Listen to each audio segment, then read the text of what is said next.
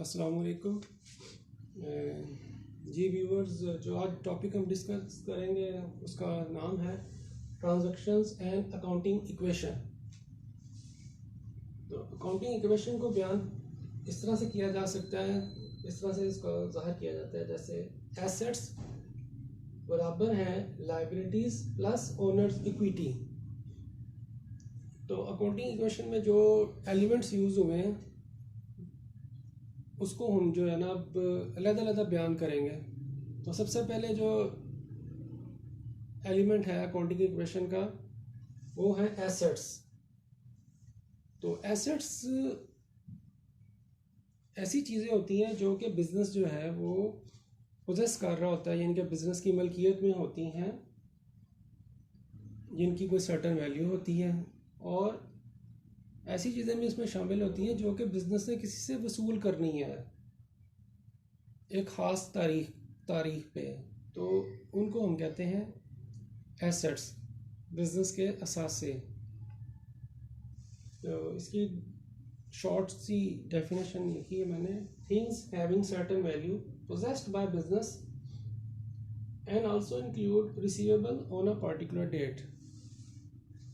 तो इसकी एग्जांपल्स में आप कैश है, उसकी एक सर्टेन वैल्यू होती है, व्हीकल है, उसकी भी एक सर्टेन वैल्यू है, furniture, machinery, land, building, stock of goods, bank balance, इन सब की एक वैल्यू होती है और ये बिज़नेस की मलकियत में होनी चाहिए चीज़ें। तो फिर ये बिज़नेस का जो है वो एसेट कहलाएगा। इसके अलावा डेटर्स, जिनको आपने सेल किया है ऑन क्रेडिट बेसिस पे, उधार पे माल बेचा है, और अकाउंट रिसीवेबल जो आपने मुख्तलिफ लोगों से पैसे वसूल करने हैं, ये आपके वो ऐसे आते हैं जिनको आपने वसूल करना है लोगों से। तो ये अकाउंट्स रिसीवेबल है। तो पहला एलिमेंट हमने डिस्कस किया है। अब हम दूसरे एलिमेंट को डिस्कस करेंगे अकाउंटिंग इक्वेशन के, जो कि है लाइबिलिटीज़। अब लाइबिलिटीज़ बेसिकली जो बिज़नेस ने किसी को पे करना है ना, वो उसकी लाइबिलिटीज़ हैं।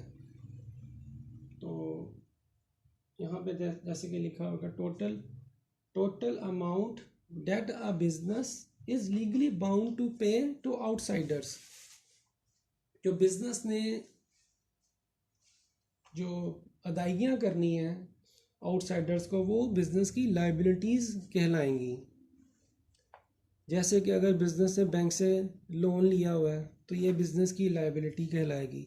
इसी तरह अगर बिजनेस ने उधार पे माल ख़रीदा हुआ है, क्रेडिट बेसिस पे माल परचेज़ किया है, तो ये भी उसकी लाइबिलिटी है कि उसने उसकी पेमेंट अभी नहीं की और उसकी पेमेंट अभी फ्यूचर में करेंगे।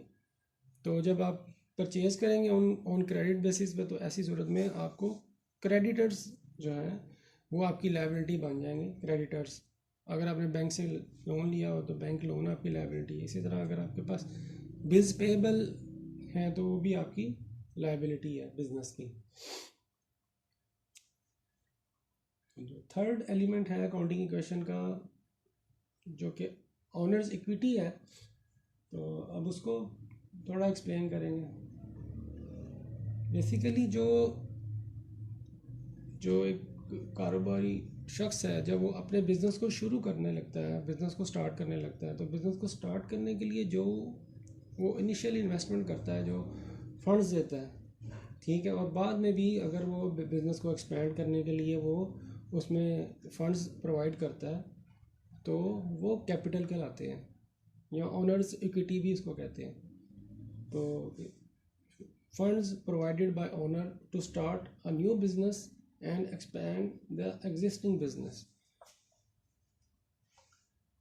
तो ये चीज़ें हैं जो कि अकाउंटिंग इक्वेशन में मौजूद हैं। 3 एलिमेंट्स हैं जिनको हमने मुख्तसर सा डिस्कस किया है। अब जो नेक्स्ट वीडियो होगी इस सिलसिले में, वो बेसिकली होगी transactions and their effect on accounting equation. तो बेसिकली देखेंगे कि आपकी अकाउंटिंग इक्वेशन की एसेट साइड पे किसी ट्रांजैक्शन से क्या इफ़ेक्ट होता है, और उसकी लाइबिलिटीज़ एंड ओनर्स इक्विटी वाली जो साइड है उस पर क्या इफ़ेक्ट होता है।